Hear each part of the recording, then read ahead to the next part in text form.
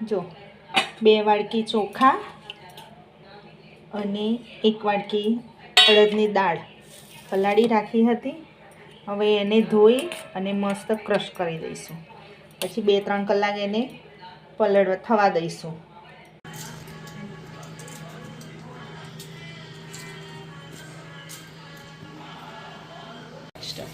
હવે દાળ ચોખા પલાળી રાખ્યા હતા, એને ક્રશ કરી અને હવે ખીરું તૈયાર કરી દીધું છે. ઢોસાનું ખીરું બનાવી દીધું છે.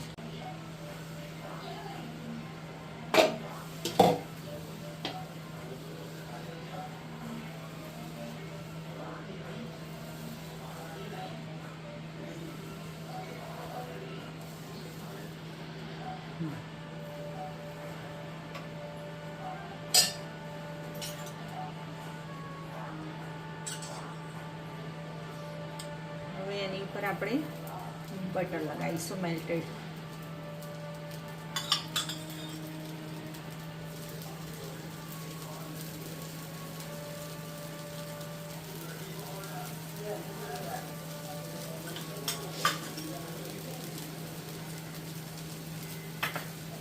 બટર લગાવી અને સાંભાર મસાલો સ્પ્રિંકલ કરીશું આપણે. સાંભાર મસાલો સ્પ્રિંકલ કર્યા પછી આપણે એની ઉપર શેઝવાન ચટણી લગાવીશું.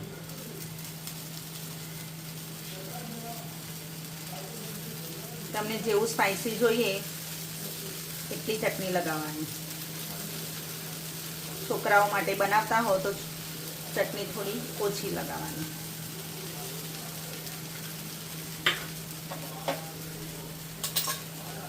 એની ઉપર આપણે માયોનીઝ લગાવીશું.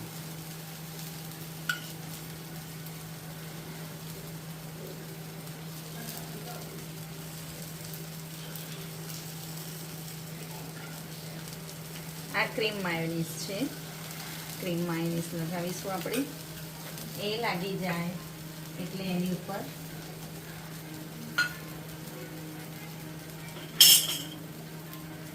આપણે પનીર છીણી લઈશું.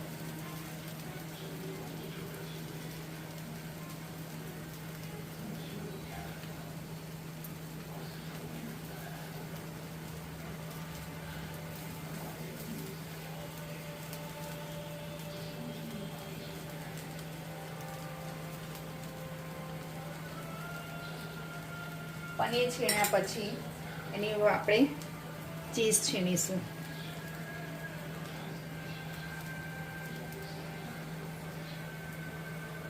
ચીઝવાળા ઢોસા હોય તો છોકરાઓને ખાવાની ખરેખર બહુ મજા પડી જાય છે.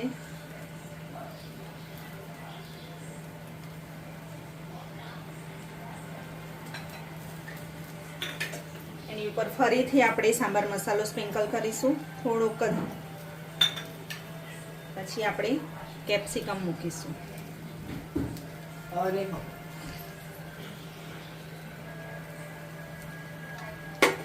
આ પ્રોસેસ કરતી વખતે ગેસ એકદમ સ્લો રાખવાનો. કેપ્સિકમ મૂક્યા પછી આપણે ઓનિયન મૂકીશું, ડુંગળી મૂકીશું આપણે.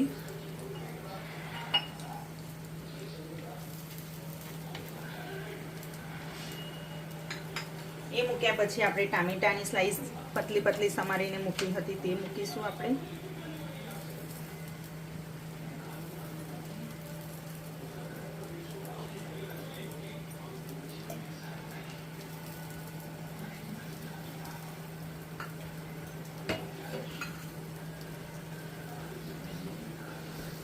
એની ઉપર આપણે હવે ચીલી ફ્લેક્સ નાખીશું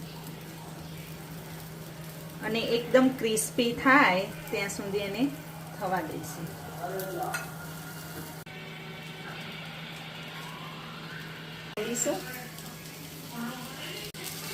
અને પ્લેટમાં કાઢી લઈશું.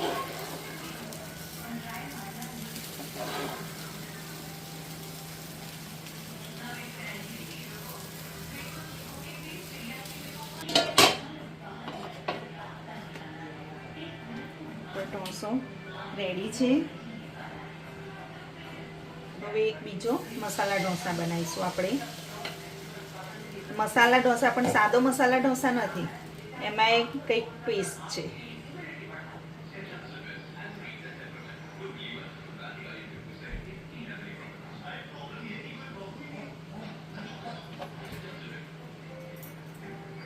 થોડોક થાય એટલે એની ઉપર આપણે બટર લગાવીશું.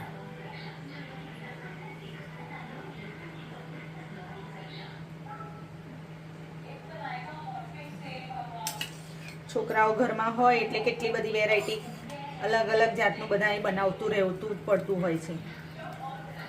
છોકરાઓની ચોઈસ તો દિવસે દિવસે બદલાતી હોય છે. ક્યાંય જોઈને આવે અને કેવી વસ્તુ ખાવી છે એ તરત ડિમાન્ડ કરતા હોય છે છોકરાઓ. એ મમ્મીઓને તો બિચારીને બધી વસ્તુ બનાવવી પડતી હોય છે. આપણે બટર લગાવી દીધું છે. એની ઉપર હવે આપણે સાંભાર મસાલો સ્પ્રિંકલ કરીશું.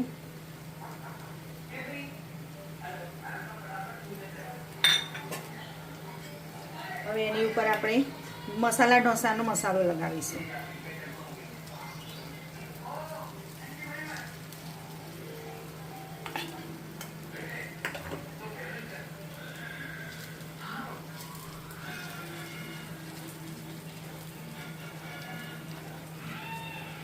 આ પ્રોસેસ કરતી વખતે ગેસ થોડો ધીરો રાખવાનો.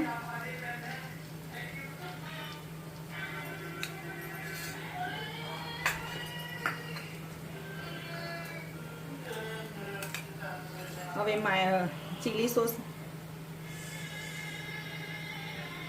ચીલી સોસ અને શેઝવાન સોસ બંને મિક્સ કરીને રાખ્યો હતો તે લગાવીશું આપણે.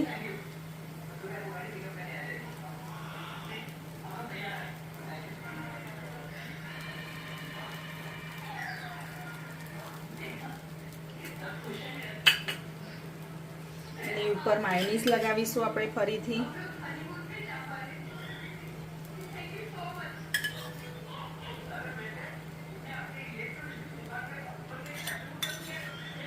માયોનીઝ, ચીઝ, પનીર એવી બધી વસ્તુ છોકરાઓને બહુ ભાવતી હોય છે.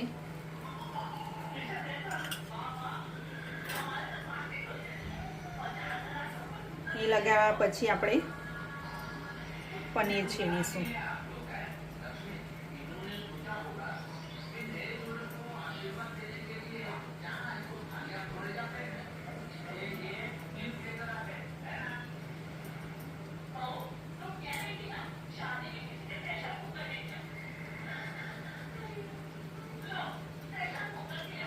પનીર છીણ્યા પછી આપણે ચીઝ છીણીશું.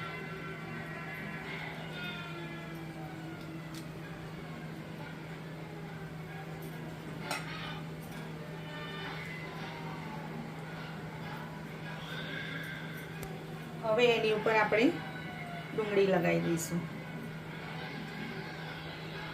ડુંગળી કાચી સમારેલી તૈયાર રાખી હતી તે લગાવીશું.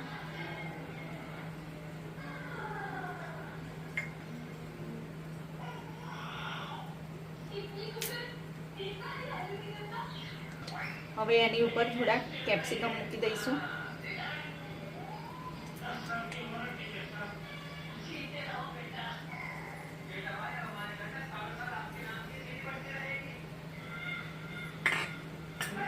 અને ટામેટા મૂકીશું.